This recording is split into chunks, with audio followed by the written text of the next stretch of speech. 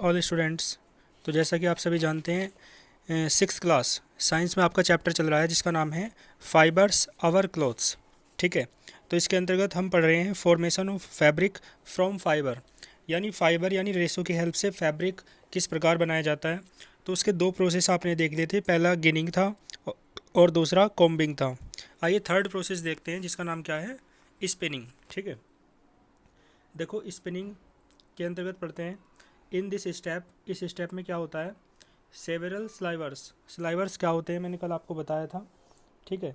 यानी एक पतला धागा होता है जो लास्ट में कॉम्बिंग जो प्रोसेस होता है उसके परिणाम स्वरूप बनता है।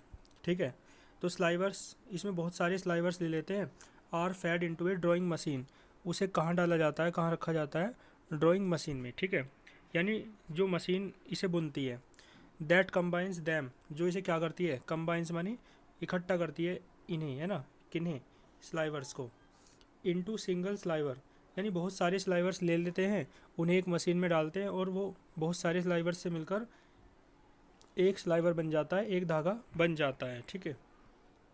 आगे देखो, and finally draws them into a much finer strand.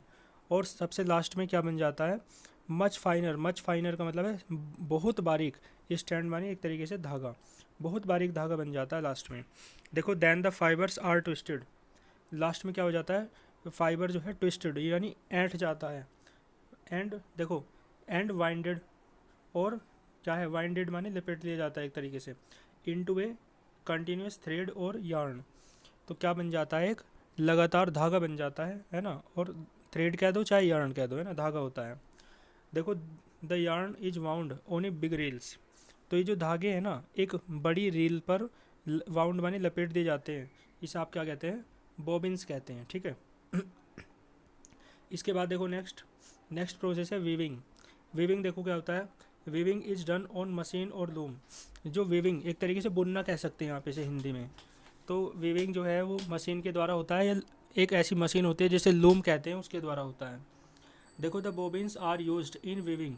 जो बोबिन्स यहाँ से बने थे स्पिनिंग के परिणाम स्वरूप, वो यूज किए जाते हैं किसमें, वीविंग में। वीविंग द क्लोथ मानी कपड़ों को बुनने में।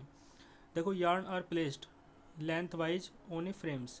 तो जो यार्न है यानी जो बारीक धागे हैं, उन्हें लंबाई, है ना, के अनुसार कहाँ रख दिया जाता है, फ्रेम्स में रख दिया जाता है। देखो, this yarn is called warp. तो इस यार्न को वार्प कहते हैं।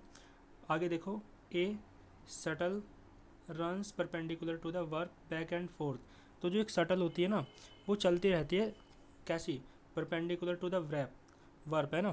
तो जो वर्प होता है उसके परपेंडिकुलर यानी उसके बिल्कुल लंबवत, बैक एंड फोर्थ यानी आगे और पीछे, कैरिंग द यार्न और धागे को लेकर चलती है ना, alternatively over and under the warp. एक बार ऊपर आती है धागे के, एक बार नीचे आती है।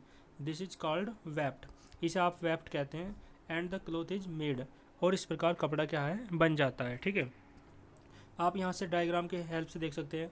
रो कॉटन लेते हैं, पहले उसे क्लीन करते हैं और उसे मशीन में डालते हैं, तो फाइबर्स बन जाते हैं, फाइबर्स, है ना, स्टैंड हो जाते हैं, स्टैंड बने सीधे, और रोप लाइक स्टैंड हो जाता है जिसे स्लाइवर कहते हैं। रोप लाइक यानी रस्सी की तरह सीधा बिल्कुल।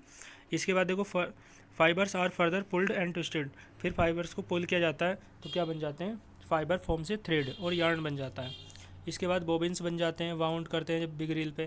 फिर इसके बाद देखो, बुनते हैं तो क्लोथ बन जाता है, और फिर ब्लीचिंग एंड डाइंग करते हैं तो ये जो फैब्रिक है ये पहनने के लिए तैयार हो जाता है। ठीक है। तो यहाँ तक आप अच्छे से समझ के पढ़ लेंगे, और जहाँ तक मैंने आपको पढ़ाया है वहाँ तक भी, है ना, यहाँ तक पूरा आप बिल्कुल अच्छे से कंप्लीट कर लेना, तैयार कर लेना। ठीक है। All the very best.